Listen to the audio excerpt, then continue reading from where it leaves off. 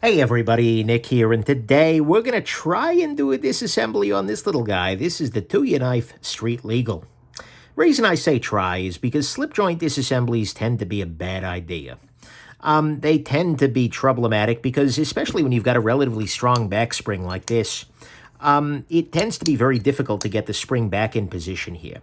What I'm going to do is I'm going to take off the scales here, and I'm going to see, looks like T8 here, and just see what's kind of on the inside there. And I may call it. And if I call it, you're never going to see this video, so yeah. But we're going to see what it looks like and whether I think there's a chance in the remotest of hells that I can put this guy back together. But generally speaking, I would not advise doing the thing that I am doing right now. That is a free spinning T6 screw in the back there.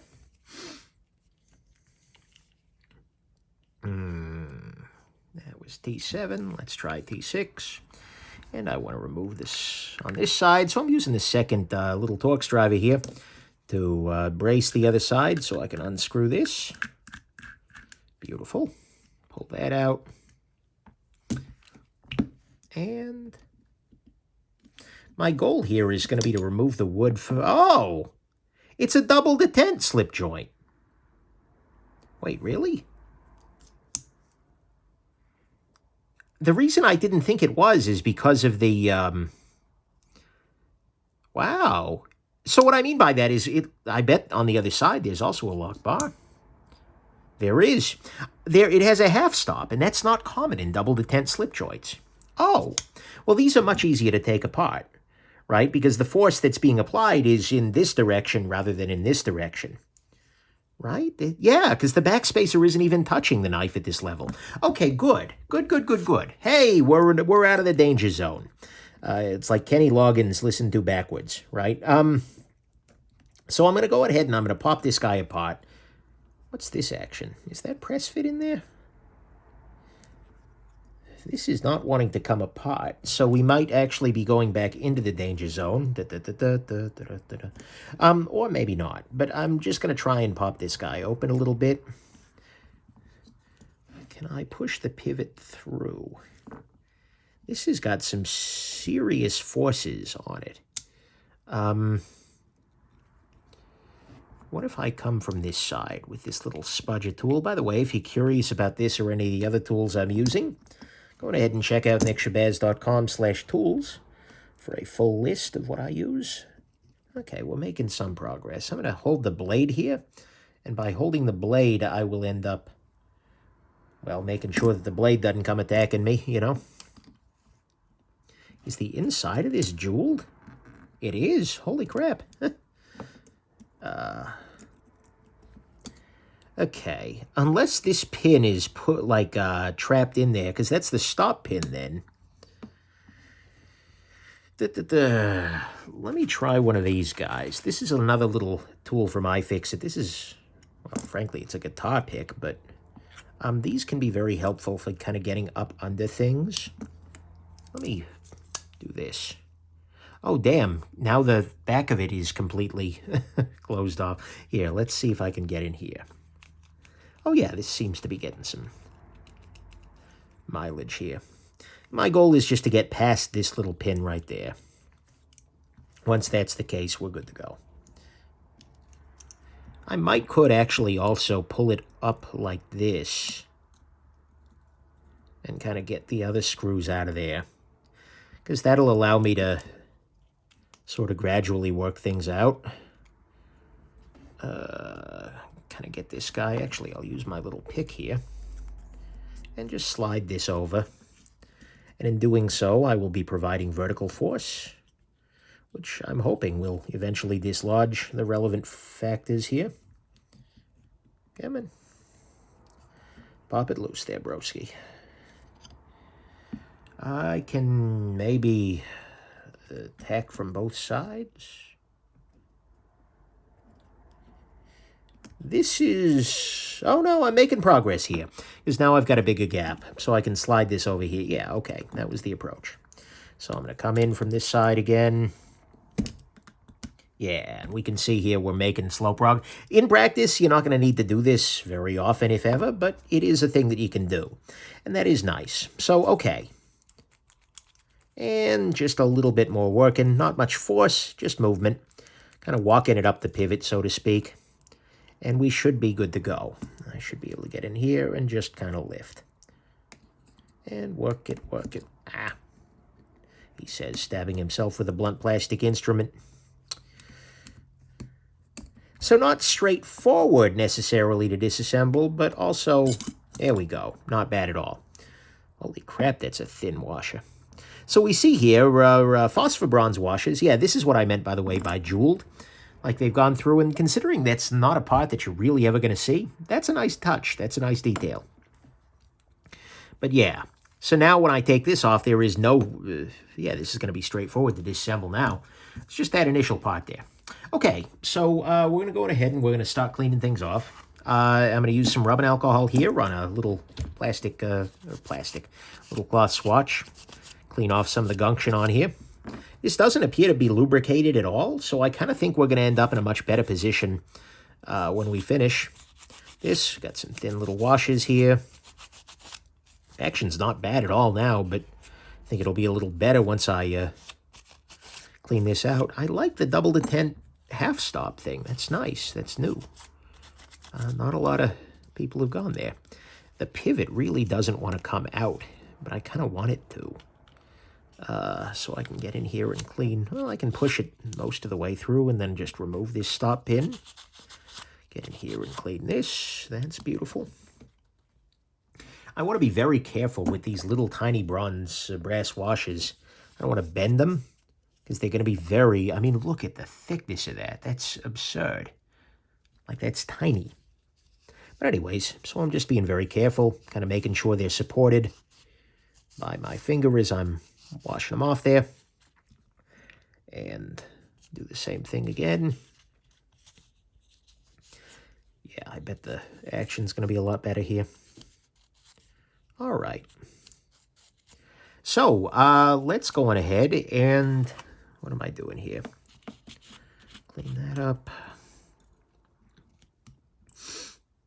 All right.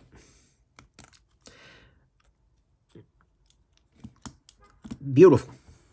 So, let's go on ahead and put a bit of the nano oil on here. I'm going to use the 10 weight nano oil. And I will start off actually by putting this guy down. And then I will drop some nano oil on top of there. Oh, there. I should also clean the pivot. Actually, I'm being premature here. I'm putting a little bit of booze on the Q-tip here and then just running it around the pivot. In a perfect world, I might pull the pivot out altogether, but this'll do. Not that dirty anyways. But now I'll reapply the oil both to the pivot and to the washer here.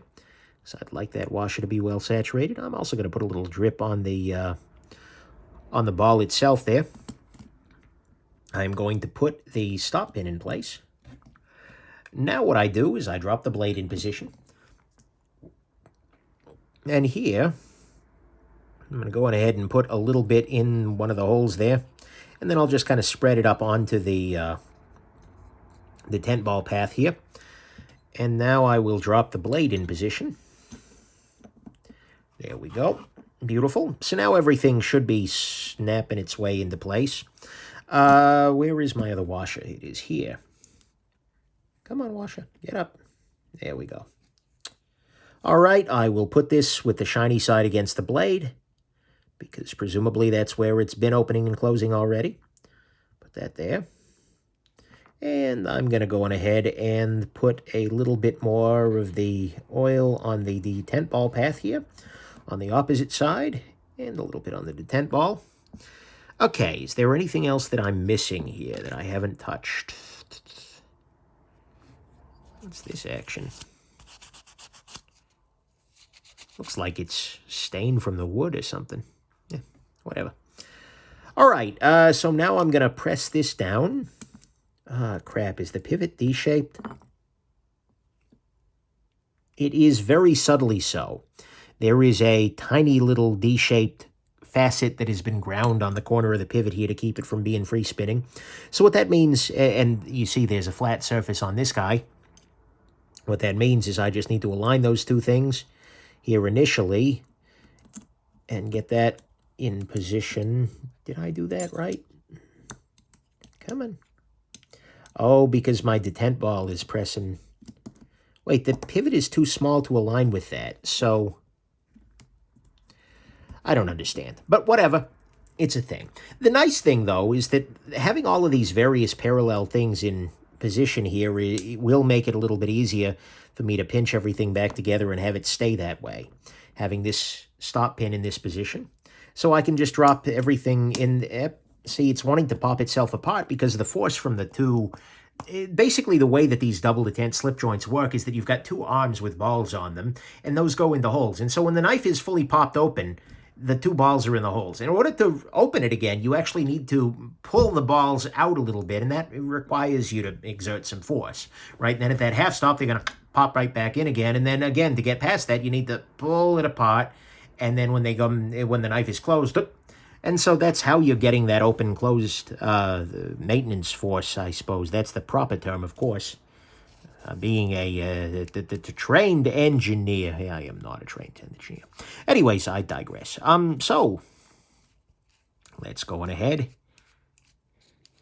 And, this channel would be very different if I were a mechanical engineer, I imagine. I would actually understand what I was talking about more. Wouldn't that be a kick? All right.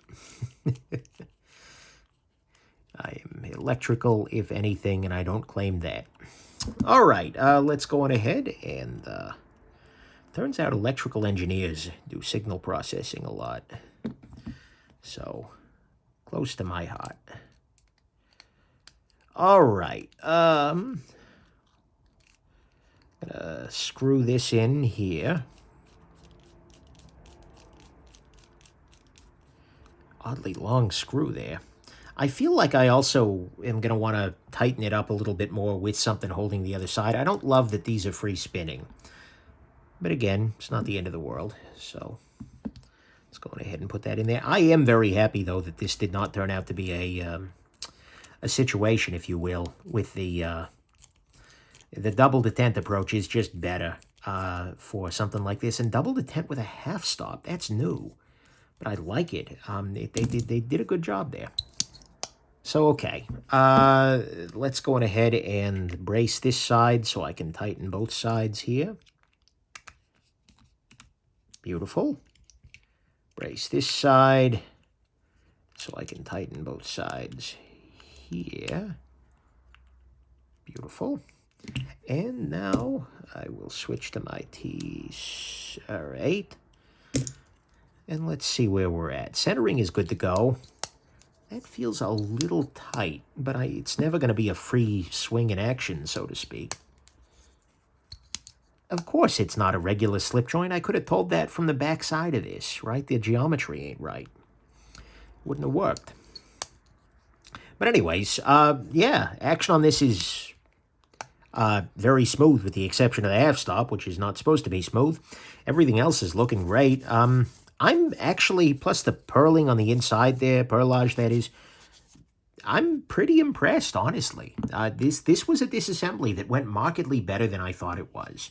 As you heard, right? I didn't think this was going to be a thing. So, yeah, well done. Tuya, this is, I gotta hand it to you. You did a pretty good job on that. So, anyways, hope this has been interesting to you. Have an absolutely wonderful rest of your day. Bye now.